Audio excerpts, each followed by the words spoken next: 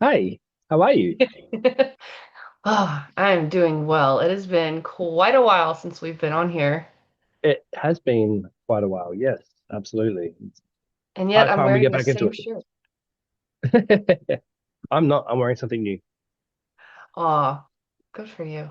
I got it's a dressing gown, bathrobe, or whatever you want to call them, but it's thick and it's heavy. It's weighted.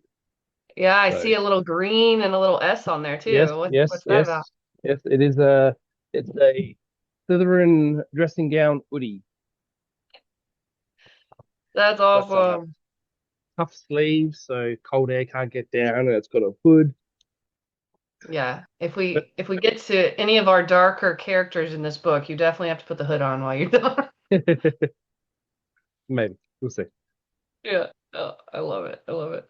Yeah, so I don't even remember the last time we videoed for this book, but I'm looking forward to it. James Potter and the Hall of Elders Love Elders Crossing. Crossing. Yep, Oh, and you have the paper copy, of course, because you're I special do. and I you do have the actual hardcover printed uh, copy. remind That's us very, how very you special. got that because I know Um, everybody wants one. the author, George Norman Lippert, he made the print files freely available to anyone who wanted to have physical copies of their own printed up. And I used a online self-publishing website, uploaded the files, and they printed it and sent it. Plain and simple. That- I had to pay them to do it, but yeah, That's really cool. I know a lot of us are wishing we had a paper copy. I am reading from my computer and I'm okay with that. But I like having that on your bookshelf. Like, there's just something yeah, about, oh yeah, yeah. It's there with all my other James Potter books I feel like we and could have a the whole rest of it. video session just on your bookshelf. Possibly, yes, possibly. It's Yeah, there with yeah. the rest of the books from the Potterverse. Maybe I'll put a image of it here Yeah, during sure. editing. I will send you one. Yes. All right, let's do it. I'm excited. Okay.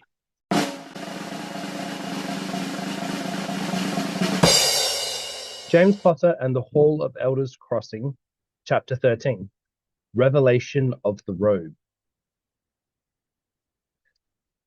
That evening, after dinner, the three boys ran up to the Gryffindor sleeping quarters again, pausing only when James noticed the staring woman in the background of a painting of some maidens milking a pair of ridiculously plump cows.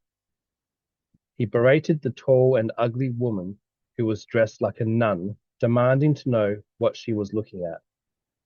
After half a minute, Zane and Ralph got impatient and each grabbed one of James's elbows, dragging him away.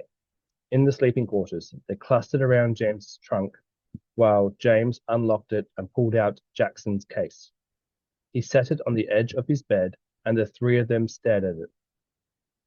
Do we have to open it? Ralph asked. James nodded. We have to know we have the robe, don't we? It's been driving me crazy all day. What if I was wrong and the thing in there is just some of Jackson's laundry? I can't help thinking that he's the sort that'd carry around a totally meaningless briefcase just to get people talking about it. You should have seen how he was this morning when he thought he'd caught Zane and me. He was right mad. Zane plopped onto the bed. What if we can't even open it? Can't be that much of a lock if it popped open that day in DADA, James reasoned. Ralph stood back, giving James room. Let's get it over with then. Try and open it. James approached the case and tried the lock. He expected it not to work and was prepared to try the assortment of opening and unlocking spells the three had collected. Instead, the brass catch on top of the case popped open easily. So easily, in fact, that James was momentarily sure it had clicked open a split second before he'd actually touched it. He froze, but neither of the other two boys seemed to have noticed. While Ralph whispered, Zane leaned over the case. The mouth of it had come open slightly. Can't see anything in there, Zane said. It's too dark. But open the rotten thing, James. It's yours more than either of ours. James touched the case, grasped the handles, and used them to pull it open. He could see the folds of black cloth. A vague, musty smell wafted from the open case. James thought it smelled like the inside of a jack-o'-lantern a week after Halloween. He remembered Luna saying that the robe had once been used to cover the body of a dead king, and he shuddered. Zane's voice was low and slightly hoarse. Is that it? I can't tell what it is. Don't, Ralph warned, but James had already reached into the case. He pulled the robe out.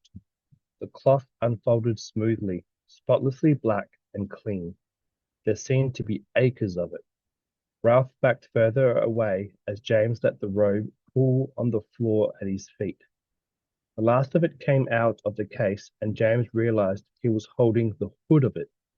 It was a large hood with golden braids at the throat.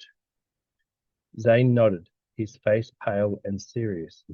That is, no doubt. That's it, no doubt. What are we going to do about it? Nothing, Ralph answered firmly. Stick it back in the case, James. That thing's scary. You can feel the magic of it, can't you? I bet Jackson put some kind of shield charm or something on the case to contain it. Otherwise, somebody would have felt it. Go on, put it away. I don't want to touch it. Hold on, James said vaguely. He could indeed feel the magic of the cloak, just as Ralph had said, but it didn't feel scary. It was powerful, but curious. The smell of the robe had changed as James pulled it out. What had at first smelled faintly rotten now smelled merely earthly, like fallen leaves and wet moss, wild, even. Holding the robe in his hands, James had the most unusual sensation. It was as if he could feel in the deepest pit of his being the very air in the room, filling the space like water, streaming through cracks in the frame of the window, cold like ice blue vapor. The sensation expanded, and he sensed the wind moving around the turret that housed the sleeping quarters. It was alive, swirling over the conical roof, channeling into missing shingles and exposed rafters. James faintly remembered children's stories about how Merlin was the master of nature. Now he felt it and used it, and how it obeyed his whims. James knew he was tapping into that power somehow, as if it was embedded in the very fabric of the relic robe.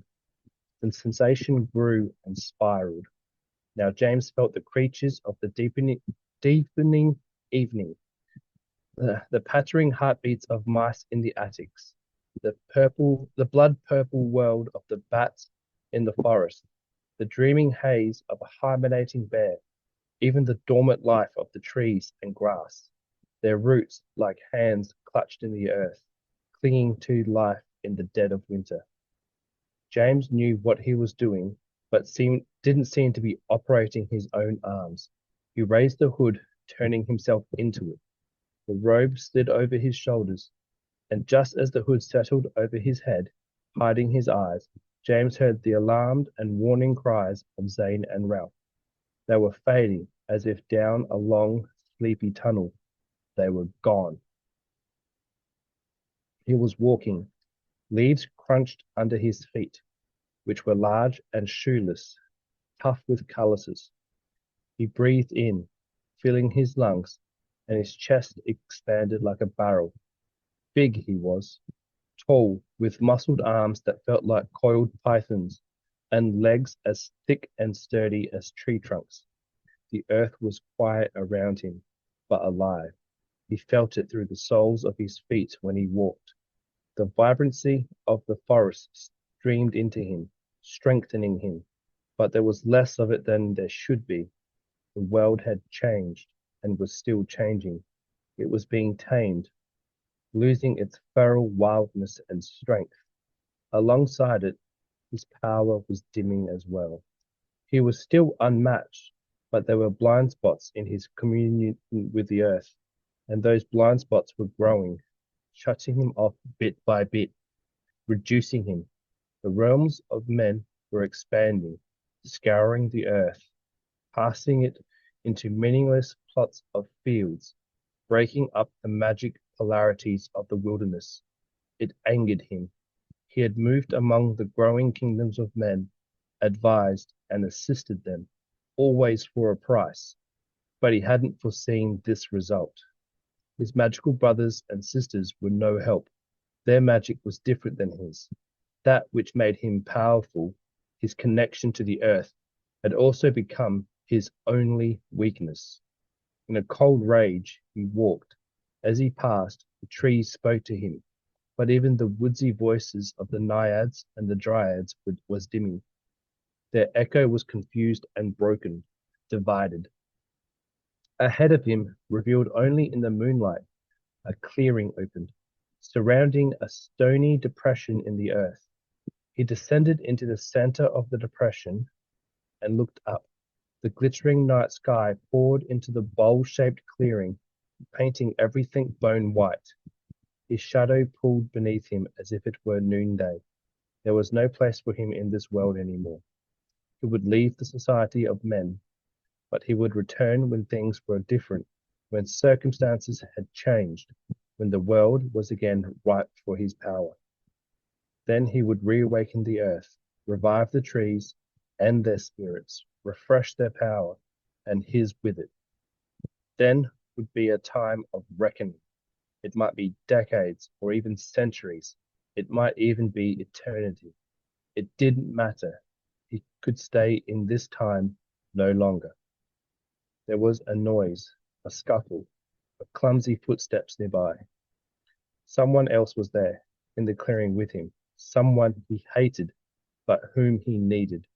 He spoke to this person, and as he did, the world began to dim, to darken, to fade. Instruct those that follow. Keep my vestments, station, and talisman at the ready. I will await at the Hall of Elders Crossing. When my time of returning is come, assemble them again, and I will know. I have chosen you to safeguard this mission, Ostramodux. For my last apprentice, your soul is in my hand. You are bound to this task until it is complete. Vow to me your oath. Out of the descending darkness, the voice spoke only once. It is my will and honor, master. There was no answer. He was gone. His robes dropped to the earth, empty. His staff balanced for a moment, then fell forward and was caught in an eerily white hand, the hand of Ostramodux, before it could hit the rocky ground. Then even that scene vanished. The darkness compressed to a dwindling point. The universe leapt up, monstrous and spinning, and there was only oblivion. James forced his eyes open and gasped. His lungs felt flattened, as if he hadn't had a breath in them for several minutes. Hands grasped him, yanking the hood back and pulling the robe off his shoulders. Weakness stole over James, and he began to collapse. Zane and Ralph caught him awkwardly and heaved him onto his bed. What happened? James asked, while dragging in great gulps of air. You tell us, Ralph said, his voice high and frightened. Zane was stuffing the robe roughly back into the briefcase. You put this crazy thing on, and then pop, off you went. Not what I've called a wise choice, you know. I blacked out? James asked, recovering enough to get his elbows beneath him. Ralph said, Blacked out nothing. You up and disappeared. Poof! It's true, Zane nodded, seeing James's stunned expression. You were clear gone for 3 or 4 minutes. Then he showed up. Zane indicated the corner behind James's bed with a worried nod. James turned, and there was the semi-transparent form of Cedric Diggory. The ghost looked down at him, then smiled and shrugged. Cedric seemed rather more solid than the last few times James had seen him. Zane went on. He just appeared through the wall, as if he had come looking for you. Ralph here shrieked like, well, I'd say like he'd just seen a ghost, but considering we have breakfast with ghosts most mornings and a history class with one every Tuesday, The phrase doesn't seem all that impressive anymore. Ralph spoke up. He took one look at us, then the briefcase, and then he just sort of thinned out. Next thing we know, you're back, just where you'd been, looking white as a statue. James turned back to the ghost of Cedric. What did you do?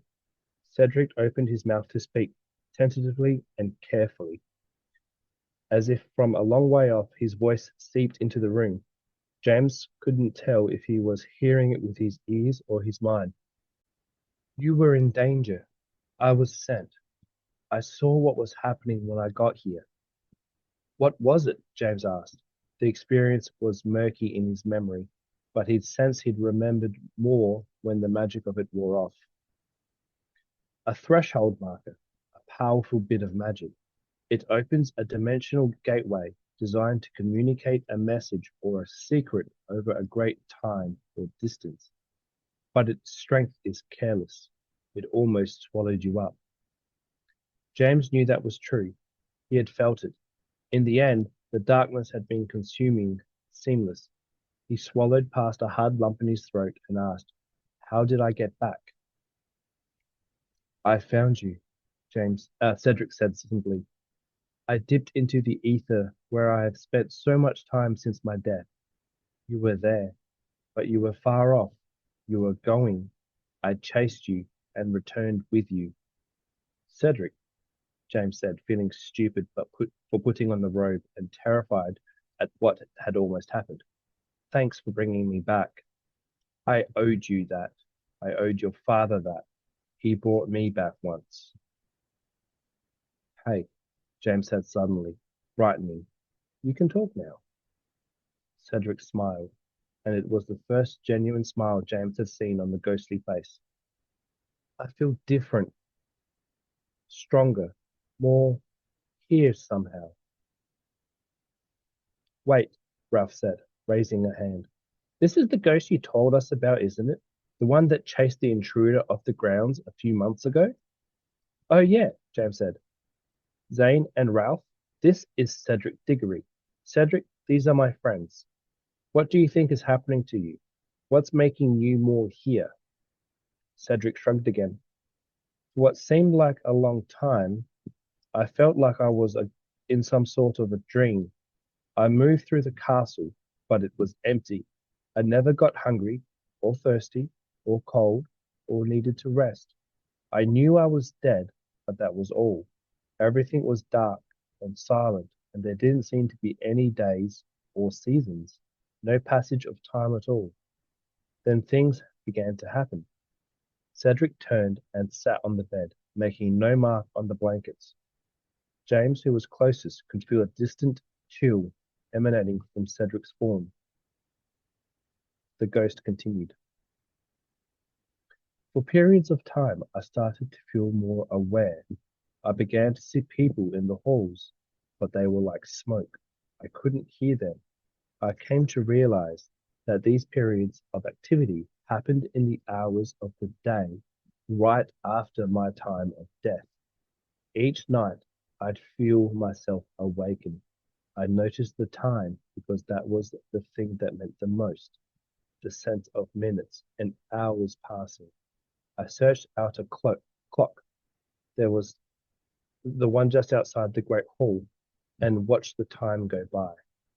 I was most awake throughout the night, but each morning it began to fade.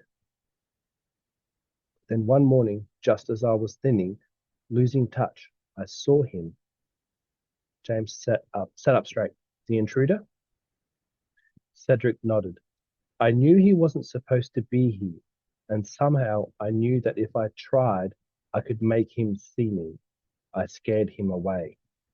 Cedric began again. I'm sorry. Cedric grinned again, and James thought he could see in the grin the strong and likable boy that his dad had known. But he came back, James said. Cedric's grin turned into a scowl of frustration. He came back, yes. I saw him, and I scared him off again. I started to watch for him in the mornings. And then, one night, he broke in through a window. I was stronger then, but I decided Someone else needed to know he was inside the castle. So I came to find you, James. You had seen me, and I knew you were who you were. I knew you would help. That was the night you broke the stained glass window, Zane said, smiling. Kicked that guy right through it like Bruce Lee. Nice. Who was he? James asked, but Cedric merely shook his head.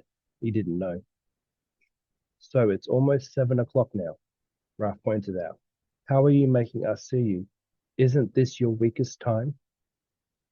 Cedric seemed to think about it. I'm getting more solid. I'm still just a ghost, but I seem to be becoming sort of more of a ghost. I can talk more now, and there is less and less of that strange nothing time. I think that this is just how ghosts are made. But why? James couldn't help asking. What makes a ghost happen? Why didn't you just, move on? Cedric looked at him closely, and James sensed that Cedric himself didn't know the answer to that question, or at least not very clearly. He shook his head slightly. I wasn't done yet. I had so much to live for. It happened so fast, so suddenly. I just wasn't done. Ralph picked up Professor Jackson's case, threw it back into James's trunk. So where did you go when you popped off, James? He said, heaving himself onto the end of the bed. James took a deep breath, collecting his memories of the strange journey. He described the initial feeling of holding the cloak, how it seemed to allow him to sense the air and the wind, then even the animals and the trees. Then he told them about his vision he'd had of being inside Merlin's body, in his very thoughts.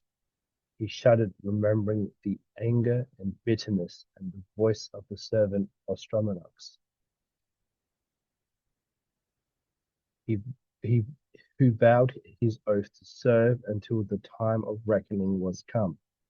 He recalled it vividly as he spoke, finishing by describing how the blackness of the night was wrapped around him like a cocoon, shrinking and turning into nothingness.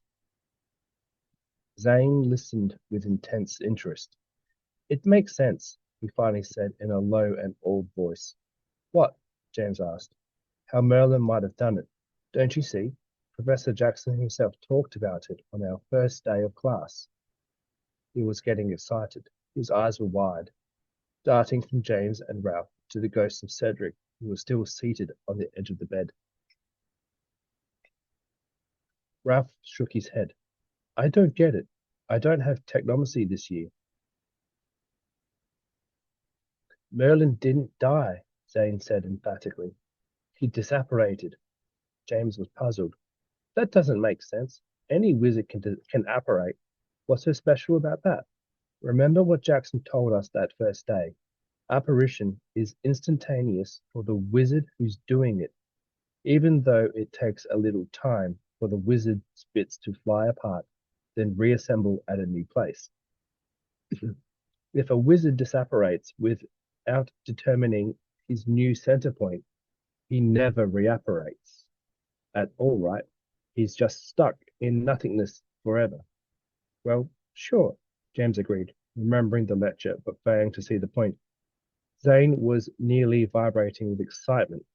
Merlin didn't disapparate to a place, he said meaningfully. He disapparated to a time and a set of circumstances. Ralph and James boggled, considering the implications. Zane went on. At the end of your vision, you said Merlin told Ostromonux to keep the relics and to watch for the time to be right. Then when the time came, the relics were supposed to be gathered again at the Hall of Elders Crossing. You see, Merlin was setting up the time and circumstances for his reapparition. What you described at the very end, James, was Merlin disapparating into oblivion. Zane paused, thinking hard. All these centuries, he's just been suspended in time, stuck in everywhereness, waiting for the right circumstances for his reapparition. To him, no time has passed at all. James looked at the trunk at the end of James's bed. Then it's for real, he said. They could actually do it. They could bring him back. Not anymore, James said, smiling mirthlessly. We've got the robe. Without all the relics, the circumstances won't be right. They can't do anything. As soon as James had heard Zane explain it, it made perfect sense, especially in the context of the threshold marker vision. Suddenly, his possession of the robe had become even more important, and he couldn't help wondering if the remarkable series of lucky circumstances that led to them obtaining it. For the briefcase, Ralph had discovered, in just the nick of time, to Zane's remarkably effective Visum Ineptio charm. James had the strongest sense that he, Zane, and Ralph were being guided in their goal of thwarting the Merlin plot. But who was helping them? By the way, James said to the ghost of Cedric, once Ralph and Zane had fallen into an animated discussion about Merlin's disapparition. You said you were sent to help me. Who sent you? Cedric had stood and was fading a bit, but not much. Not much. He smiled at James and said, Someone I'm not supposed to mention, although I think you can probably guess. Someone who's been watching. Snape, thought James. The portrait of Snape had sent Cedric to help him when he'd gotten stuck into the threshold marker. But now had he known but how had he known? James thought about that for a long time after Zane and Ralph had headed back into their own rooms, long after the rest of the Gryffindors had climbed the stairs and plopped into their beds. No answer came that night, however, and eventually James slept. I love the revelations in this part of the chapter. I do too. I do too. Yeah, it sort of makes everything you learn in the previous chapters. It like, okay, now that makes sense. Now we can move on with the rest of the story. Yes, exactly. I like that the two things that stuck in my head were, well, first of all, the vision that James had, or the being in the threshold marker place, Mm, just seeing Merlin's communication with Ostromatics and saying, "Here's when I want to come back when this happens," you know. And then also the Snape revelation, like Snape has been watching him, but we don't know how. But we know that somehow Snape is helping. And I yeah, just, the revelation of that later in this book is one thing I use to tell people they should read it. Like, here's one of the brilliant things that G. Norman Lippert did in this book, and you should read it because of this. And a lot of people are like, oh, really? You know, so I'm yeah, excited to get to yeah. that part. There's lots of cool things that George did to some characters and made them more interesting, gave them uh, more to them, gave them themselves more. You know, they weren't just this anymore. Now they were also this. And you have Or to, depth. yeah, more depth, more abilities, um, uh, more substance. And I love how he brings it in a way that seems like they were always this way. We just didn't know it Yeah, before, you like know? yeah, like they haven't all of us. He hasn't all of a sudden just gone. Oh, by the way, they could do this. That he's given them uh skills that make sense for that character to have. Yes, exactly. Yeah, yeah, So, yes, anyone who's listening, you've got to keep going because those revelations are beautiful. beautiful. Yes. All right, let's Right. see. Here we go. For the next several days, the three boys went about their normal school activities in a sort of triumphant fog. James left Jackson's bag with the relic robe inside, locked in his trunk, and protected with Zane's locking spell. Considering the effectiveness of the Visum Ineptio charm on the fake case, they had no serious concerns that anyone would even be looking for the real briefcase. Jackson continued to carry the old Red Rock Hound bag with the Hiraman Blattwat label on it to classes and meals, with no indication that he thought anything was out of the ordinary. Further, no one else spared it a second glance, even though Jackson had been carrying the black case with his nameplate on it on the side of it for months. Finally, on Saturday afternoon, James, Ralph, and Zane met in the Gryffindor common room to discuss their next steps. "There's really only two questions now," Zane said, leaning over the table upon which they were ostensibly doing their homework. "Where is the Hall of Elders Crossing? And where is the third relic, Merlin's staff?" James nodded. "I've been thinking about that last one. The throne is under the guard of Madame Delacroix. The robe was under the guard of Professor Jackson. The third relic must be under the guard of the third conspirator. My guess is it's somebody else here on the grounds, an inside person. What if it's the Slytherin who used the name Astromatix on Ralph's game deck? They'd have to be aware of the plot if they've used that name.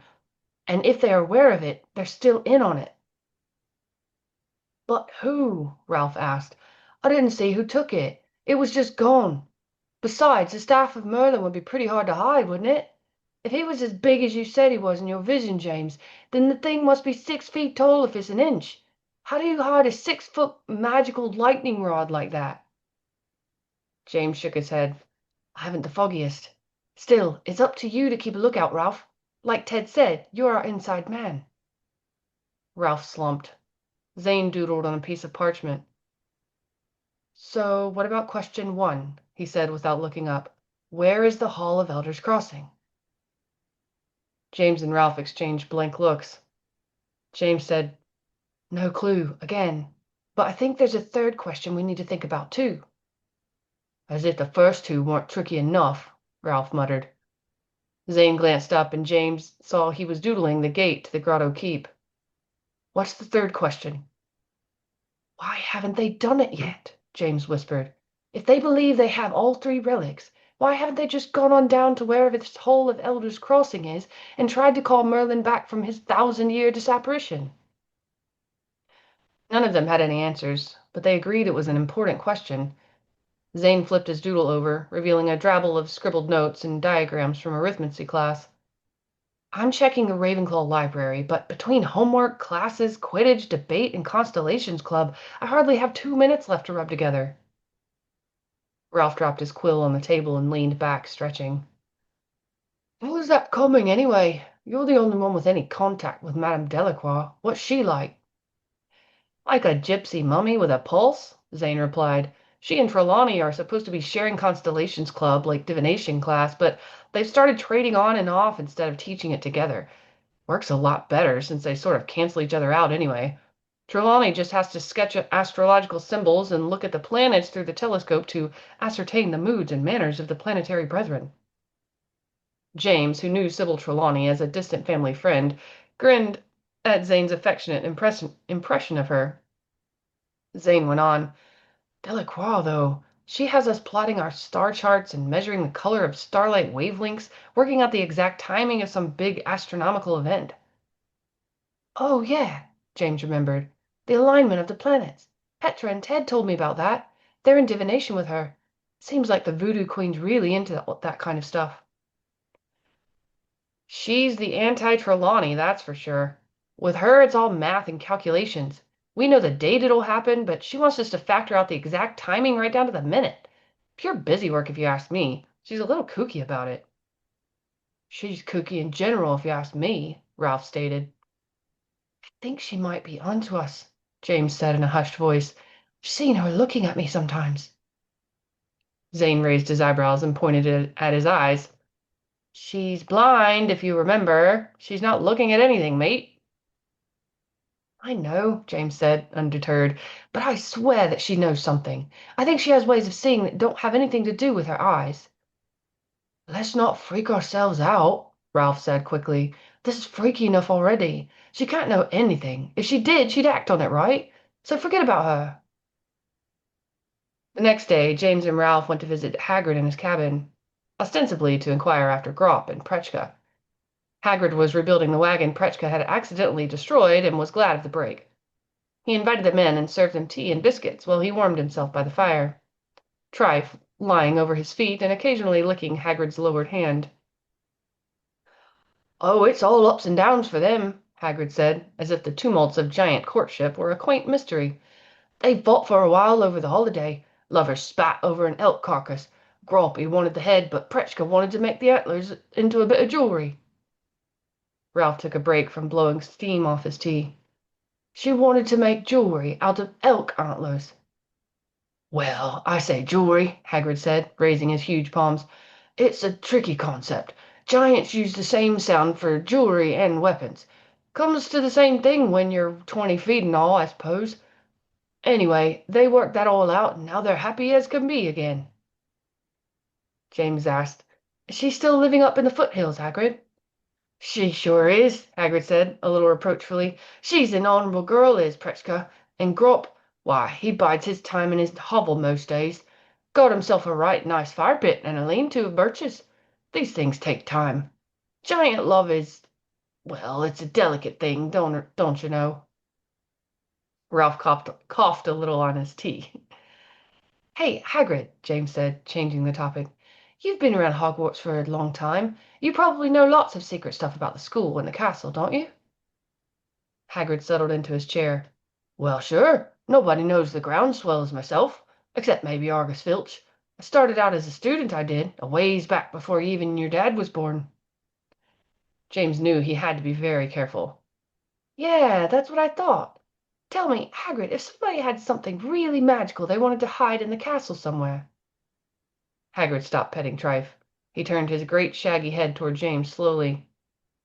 "And what would a first-year pup like yourself be needing to hide, might I ask?" "Oh, not me, Hagrid," James said quickly. "Somebody else. I'm just curious." Hagrid's beetle-black eyes twinkled. "I see. And this somebody else, I'm wondering what they might be up to then, hiding secret magical items here and there." Ralph took a large, deliberate sip of his tea. James looked out the window, avoiding Hagrid's suddenly penetrating gaze. "Oh, nothing particular. I was just wondering." "Ah," Hagrid said, smiling slightly, and nodded. "You've been told a lot of stories about old Hagrid from your dad and Aunt Hermione and Uncle Ron, I'm guessing. Hagrid used to let slip some details that maybe he was supposed to keep secret.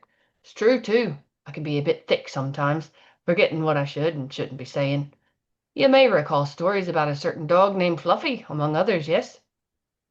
Hagrid studied James intently for a few minutes, and then heaved a great sigh. "James, my boy, I'm a good bit older than I was then. Old Keeper of the Keys don't learn much, but we do learn. Besides, your dad clued me in that you might be getting up to Dickens and asked me to keep an eye out for you. Soon as he noticed borrowed his invisibility cloak and the Marauder's map, that was." "What?" James blurted, turning so quickly he almost knocked over his tea. Hagrid's bushy eyebrows rose. "Oh, well, there you go, then. Don't suppose I was meant to tell you that." He frowned thoughtfully, then seemed to dismiss it. "Ah, well, he didn't actually tell me not to mention it." James sputtered. "He knows? Already?" "James," Hagrid laughed, "your dad's the head of the Auror department, in case you forgot. Talked to him about it last week, right in front of me own fire here. What he's most curious about is whether or not you've gotten the map to work yet, since so much of the castle's been rebuilt. He forgot to test it when he was here. So, any luck then?" In the adventure of capturing the Merlin robe, James had completely forgotten about the Marauder's map. Sulkily, he told Hagrid he hadn't tried it yet. "Probably for the best, Hagrid replied. Just 'cause your dad knows you nicked it doesn't mean he's happy about it. And so far as I was able to gather, your mom doesn't know about it at all yet. If you're lucky, she won't neither, although I can't imagine your dad keeping that kind of secret from her for long. Best just to keep your contraband packed away rather than hiding it anywhere on the grounds. Trust me, James, keeping suspicious magical items around the school can cause a lot more trouble than it's worth." On the way back to the castle, bundled against the windy cold, Ralph asked James, "What's he mean about getting the map to work? What's it do?" James explained the Marauder's map to Ralph, feeling vaguely worried and annoyed that his dad already knew about his taking it and the invisibility cloak. He'd known he'd get caught eventually, but had assumed he'd get a howler about it rather than a ribbing from Hagrid. Ralph was interested in the map. It really shows everybody who's in the castle and where they are. That'd be seriously useful. So how does it work? You have to say a special phrase. Dad told me a long time ago, but I can't remember it off the top of my head. We'll give it a try some night. Right now, I don't want to think about it. Ralph nodded and let the subject drop. They entered the castle through the main portico and parted at the stairs leading to the cellars and the Slytherin quarters. It was getting late, and James found himself alone in the corridors. The wintry night was cloudy and starless. It pressed against the windows and sucked all the light out of the hall torches. James shivered, partly at the cold and partly at the sense of icy dread that seemed to be seeping into the corridor, filling it like a heavy fog from the floor up. He walked faster, wondering how it could be that the halls were so dark and empty. It wasn't particularly late, and yet the air had a sense of chilly stillness that felt like the dead of morning or the air of a sealed crypt. He realized he'd been walking rather farther than the corridor should have allowed. Surely he should have come to the intersection with the statue of the one-eyed witch by now, where he'd turned left into the reception hall leading to the staircases. James stopped and glanced back the way he had come. The hall looked the same, and yet wrong, somehow. It looked far too long. The shadows of it seemed to be in the wrong places, teasing his eye somehow. And then he noticed there were no torches on the walls. The light hung empty, ghostly, bleeding its color from flickering yellow to shimmery silver, fading even as he watched.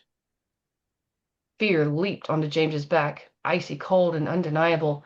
He spun back to the front, meaning to run, but his feet failed him when he saw what was ahead. The corridor was still there, but the pillars had become the trunks of trees. The ribs of the vaulted ceilings had turned to limbs and vines with nothing beyond but the vast face of the night sky. Even the pattern of the tiled floor melted into a lacework of roots and dead leaves. And then, even as James watched, the illusion of the school corridor evaporated completely, leaving only forest.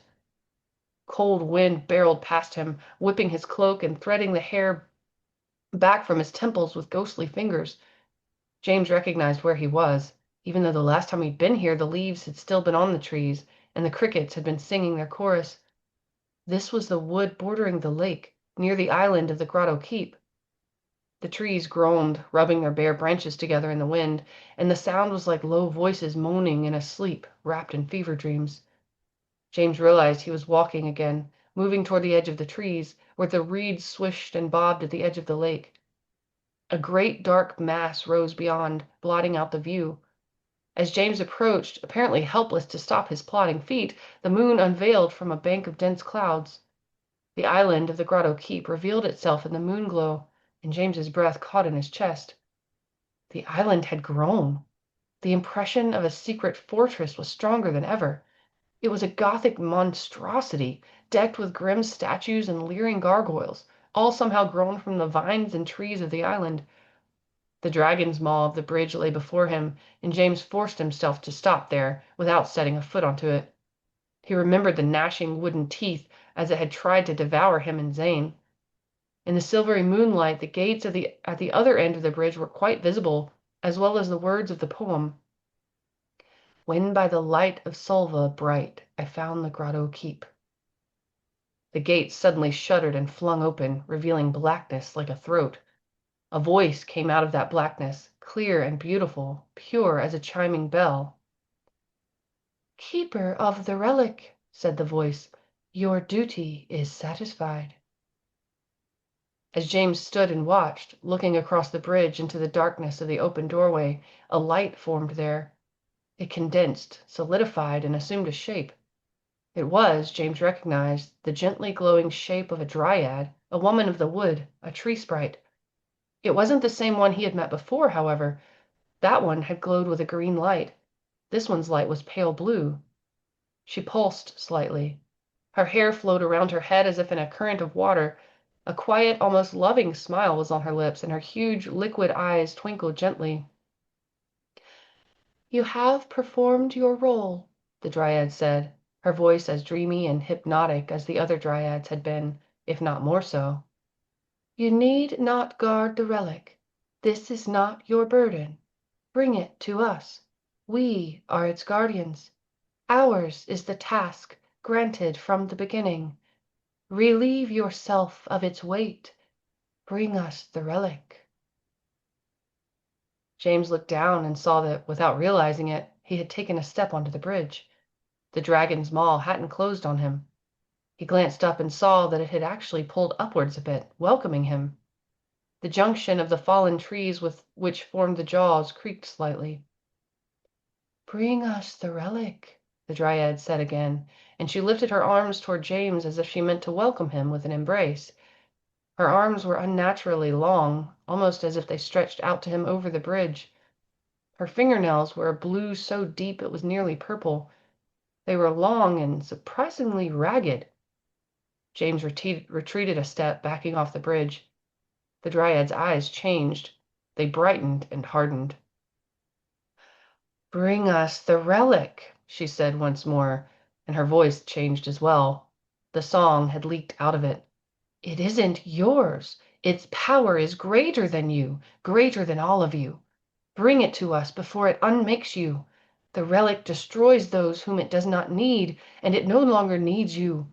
Bring it to us before it decides to use someone else. Bring us the relic while you still can. Her long arms reached across the bridge, and James felt sure he could touch them if he reached out. He backed away further, hooking his heel on a root and stumbling. He turned, pinwheeling his arms for a handhold, and fell against something broad and hard. He pressed his hands against it and pushed backwards, righting himself. It was the stone of a wall. 5 feet away, a torch crackled in its sconce. James glanced around. The corridor of Hogwarts stretched away, warm and mundane, as if he'd never left. Perhaps he never had. He looked the other direction. There was the intersection with the statue of the one-eyed witch. The sense of dread was gone, and yet James felt certain that what had happened hadn't just been a vision of some kind. He could still feel the chill of the night wind in the folds of his cloak. He looked down. There was a crumple of dry river mud on the end of his shoe. He shivered, then gathered himself and ran the rest of the way to the stairs, where he took 2 at a time, climbing to the common room. The only thing James was sure of was that something wanted him to give up the Merlin robe. He he he wasn't just sure it was the right something. Fortunately, the robe was still locked away in Jackson's bag in James's trunk. After his experience with touching the robe, James had no plans to take the robe out of the trunk again until he handed it over to his dad in the Auror department when the time was right. The time wasn't right yet, but it would be. Soon. Either way, he wasn't about to hand it over to some mysterious entity, tree sprite or not. Confident of this, James reached the Gryffindor common room and prepared for bed. Still, long after he had settled under his blankets, he thought he could hear the whispering voice in the window beyond, in the wind beyond the window, pleading with him endlessly, monotonously. Bring us the relic. Bring us the relic while you still can. It chilled him, and when he did sleep, he dreamed of those haunting, beautiful eyes and those long, long arms with the thin hands and ragged purple fingernails. Dun, dun, dun. Dun, dun, dun. Woo! Okay, so now somebody wants the robe, the relic. Mhm. We don't know if it's a good guy But or a bad guy yet. but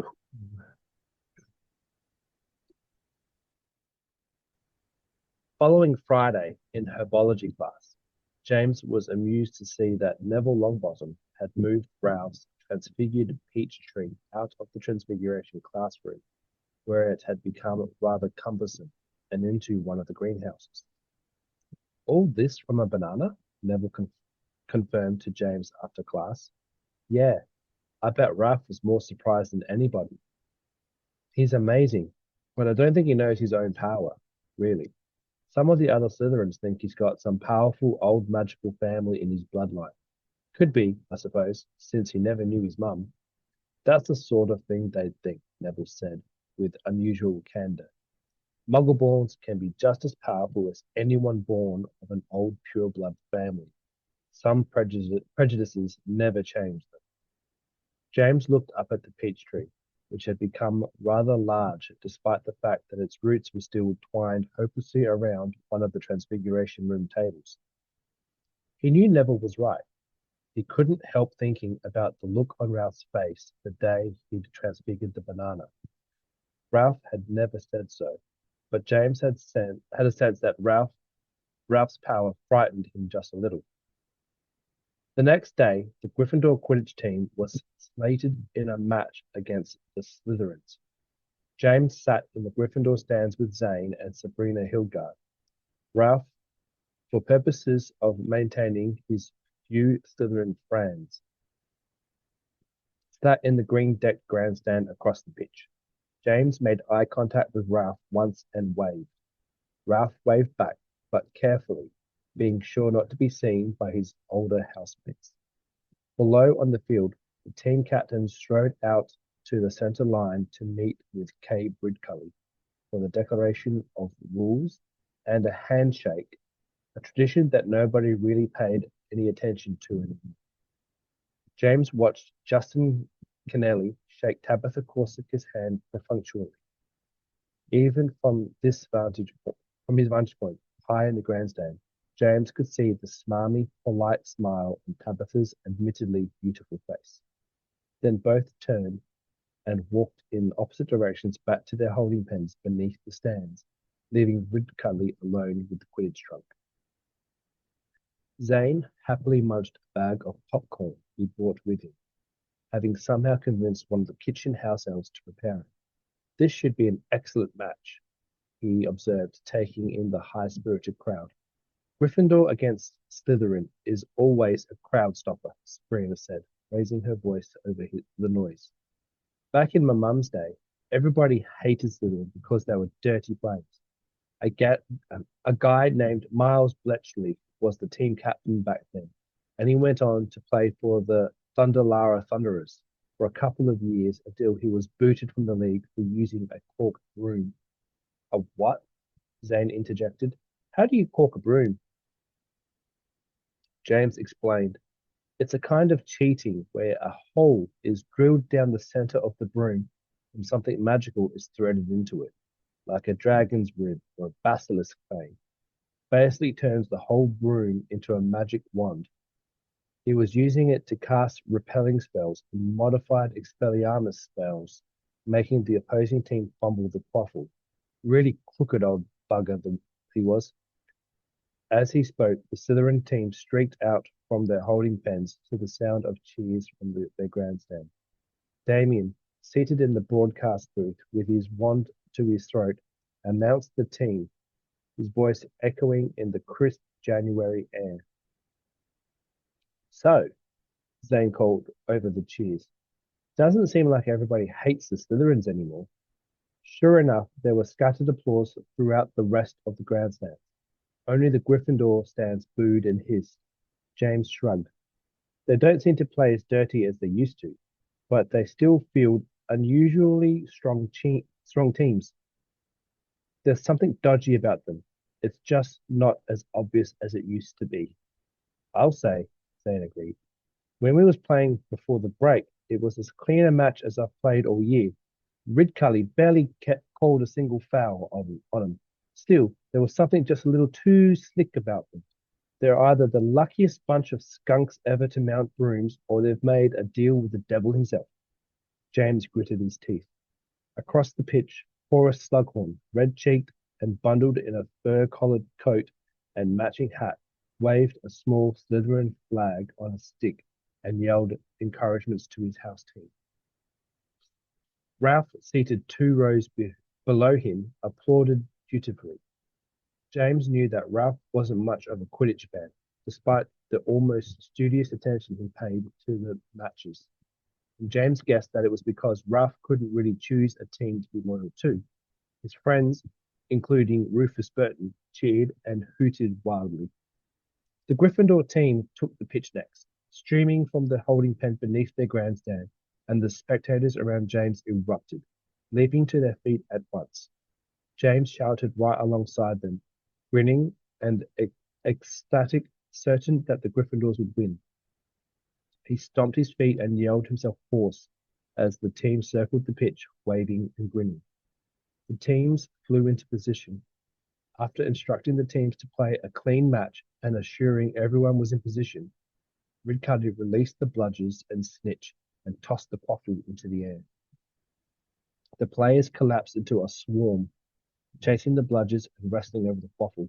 Noah and Tom Squallis, two seekers, streaked off after the snitch, which darted around the Ravenclaw banners and vanished. Almost immediately, the difference between the teams became apparent. Gryffindor fought a textbook match based entirely on carefully practiced drills. Justin Kennelly could be heard shouting plays and formations over the cheering crowd, pointing and giving signs. The Slytherins, on the other hand, seemed to have a graceful, almost eerie playing style that moved them over the pitch like a school of fish.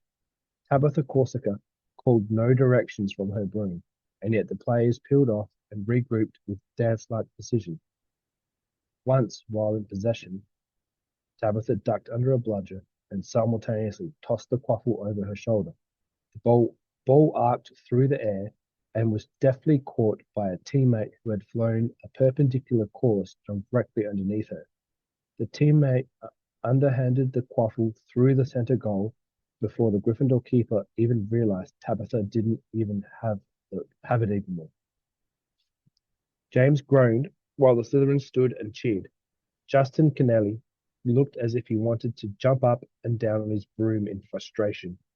Still, an hour into the match, the score was 130 to 140 in favor of Gryffindor, close enough that the lead had changed 5 times. It's all about the Seekers in a match like this, Sabrina yelled exuberantly, not taking her eyes off the players. And Squallis is new to that position since Nocton finished last year. Noah should be able to nail him to the wall with his own broom. Sure enough, a sudden roar went up from the crowd, and James saw that Noah was in pursuit of the snitch. Across the pitch, Tom Squallis was bent over his broom, baring his teeth into the cold wind and rushing to cut Noah off. He banked through the throng of players, barely missed by Justin Kennelly's spotted bludger. Despite his speed, James was confident there was no way Squallis would beat Noah to the prize. A golden streak and a whir of tiny wings buzzed by the Gryffindor grandstand, followed a split second later by Noah. Those in the front rows ducked, then leapt to their feet, cheering as Noah banked hard, barely missing the grandstand and lunging forward on his broom, arm outstretched. There was a long, breathless moment where Noah appeared to be in the toe of the tiny golden ball, the distance shrinking, Noah's hand trembling as he reached. Then, in a flurry of cloaks and brooms, something changed. Noah was forced to yank up on his broom, grinding to a slewing stop that destroyed his control. A cloud of Slytherins, led by Tabitha Corsica, had swept in front of him from all directions, stitching a virtual wall in midair. Noah ran into a burly Slytherin and bounced off, losing his grip on his broom. He stumbled sideways, grabbing on with one hand and swinging beneath it. The crowd roared. Tabitha Corsica shot through the wall of Slytherins, which opened for her like an iris. Her cloak whipped behind her, and James was amazed to see the snitch flying behind her in the shadows of her cloak. It dipped upwards, and Tabitha followed almost instantaneously. Bent low over her broom somehow, without even looking, she was shadowing the snitch, marking it for Tom Squallis. He saw her, banked hard, and swooped past her. When he came out of the other side, his hand was raised with the snitch glittering within it. The Slytherin grandstands cheered uproariously. The game was over. Noah swung himself from beneath his broom, hooking one foot over it, struggled upright just as Ted and Justin Kennelly swooped in next to him, talking and gesturing. James understood the nature of what they were saying, even if he couldn't hear the words through the cheers and boos. Something extremely odd had happened, and yet the Slytherins hadn't actually committed any fouls.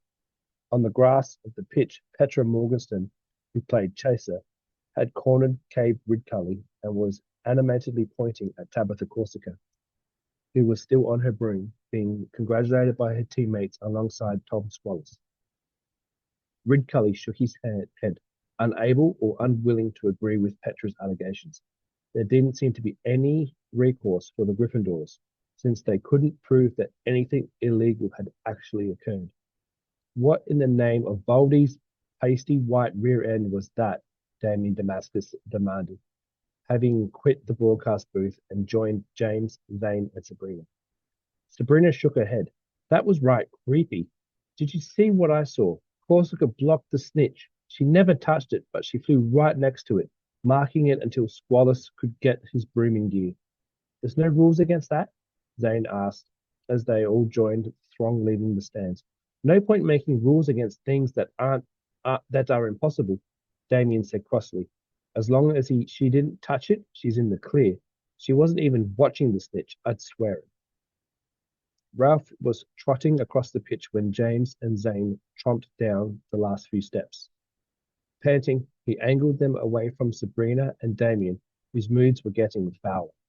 Did you see that? Ralph asked, struggling to catch his breath. He seemed extremely agitated. We saw something, James said, although I'm not sure I believe my eyes. Zane was less diplomatic. The Gryffindors think your buddies cheated somehow. It's going to throw off the final standings too. Now it looks like Ravenclaw will be playing Slytherin for the tournament. I was hoping for a Gryffindor and Ravenclaw match. Will you two forget about the bloody Quidditch tournament for a minute? Ralph said, turning to face the two of them at the base of the grandstands. In case you've forgotten, we've more important things to think about. All right, then, spill it, Ralph, James said, trying not to be annoyed. Ralph took a deep breath. You told me I was your man on the inside, didn't you? So I've been watching closely, looking for hints and clues about who might be involved with the whole Merlin plot, right? And you think now is the time to discuss this? Zane asked, raising his eyebrows. No, no, it's fine, James' interjection. What did you see, Ralph? Something going on back at Slytherin Central? No, Ralph said impatiently. Not back in the common room, or anything. Right here, just a few minutes ago. Remember what we're supposed to be looking for? Yeah, said Zane, becoming interested. The Merlin star. Ralph nodded meaningfully. There was a cheer nearby. The three boys turned as the Slytherins left the pitch, surrounded by a group of students in green scarves. Tabitha walked at the head of the group, her broom held triumphantly over her shoulder. 6 feet or so of unusually magical wood, Ralph said in a low voice, still watching Tabitha leave the pitch. Origins unknown. That's right, James replied, understanding dawning on him. Tabitha said her broom was a custom design, crafted by some Muggle artist or something. She registered it as a Muggle artifact since it wasn't a standard model, and there's no question that there's something pretty unusually magical about it. James nodded. And are you saying what I think you're saying? Zane asked incredulously. Ralph glanced back at him. Makes sense, doesn't it? It's the perfect hiding place. That's why I came running over here right after the match. I wanted you both to see it too, and see if it fits. Zane whistled in awe. Talk about your corked brooms. Here all this time Corsica's been flying around on Merlin's flippin' staff. James couldn't take his eyes off it as Tabitha crested the hill heading back to the castle. The wintry sunlight glinted off the bristly tail of the broom. It was indeed the perfect disguise for a 6 foot length of highly magical wood. And now they knew for sure who the third co-conspirator in the Merlin plot, the Slytherin who went by the profile name Stramodux. James's heart pounded with excitement and anticipation. So, he said as the three of them began to follow the Slytherins at a careful distance, wending their way back to the castle. How are we going to get the Merlin star away from Tabitha Corsica? I don't know. Oh my gosh, I love this story. Me too. This is such a good book. And I love there was something earlier in the chapter that I wanted to mention. I love how Hagrid's older and wiser Yes. mostly. Yeah. Oh And yeah. he's like, Definitely. Yeah. He's able to put two and two together. He's not so oblivious to things anymore. yeah. But I love how he like George went ahead and still threw in there that he still let something slip. Like, oh, were you not supposed to know that your dad knew that you took the the Yeah. map in the Yeah. robe or cloak? Yeah, Yeah. so he still has his old charms. Yep. Yep. Um. Uh. There's the part where um James is having the out of body experience with the dryad. Um. And the first thing that I thought was the scene from the second Mummy movie. I don't think I've Uh, seen the second one. Tell me about it. you haven't. So there's a scene where um, they're going through a tomb of sorts, and she has a flashback to a past life, and she's physically there when it was all new and fresh. And then the vision ends, and she's holding a torch, and she's just waving it around like what just happened. Huh. Yeah, that's very, very similar. Yeah, oh, there's so many thoughts in my head because I'm thinking not only what happened, but what I know of later in the book, and I can't spoil it. So I'm Mm. thinking of all, there's so many connections in this chapter to things to be revealed later, and I'm really excited about that. Oh yeah, yeah, yeah. There's um even this next chapter. There's um uh, I believe some things are revealed. Yeah, I think from here forward, like every chapter is gonna give you a little bit more A little bit more, for the another ending. revelation, another revelation. Hmm. Yeah, I'm excited. But how are they going to get this staff? Remains to be seen. Hmm. What That's the kind of big mystery. adventure will they lead on to hold the staff? We'll Yes. see. I also love how they threw in that Zane managed to get one of the house elves to make him a bag of popcorn for the Yeah, match. He's so yeah, American. exactly. Yes, yes. Throw in some more Americanisms. Yeah, Um, for sure. yeah, yeah, yeah. Yeah. All Yes. right. Well, I am say again. I was just gonna say, I love the Zane's little quirks. It's like you can totally see James face palming at everything that he does. Like, really, we don't do that. Exactly. Yeah, it's so fun. And like having an American in this story is just such a fun toy. Like it's just fun Absolutely, to absolutely.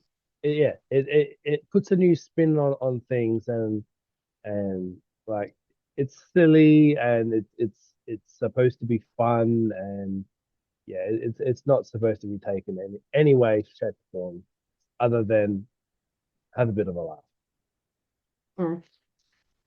I Yes, love I love Zane. Zane's great. Zane's really good. he is. I'm really curious. I honestly can't remember what happens with Cedric. But he keeps talking about how he's feeling more solid and as a ghost and things like that. And so I'm really curious to keep reading to remind myself of his journey because I love that he's part of it. And leave it to George to be like, oh, I'm going to explain how ghosts are created while I'm throwing this book together, right?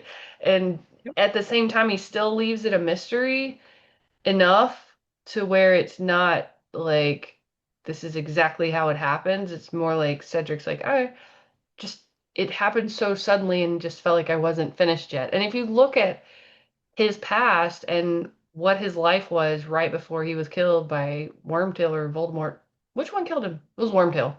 Because It Voldemort said kill the Wormtail, spare. yeah, it was under Voldemort's command. Right, right.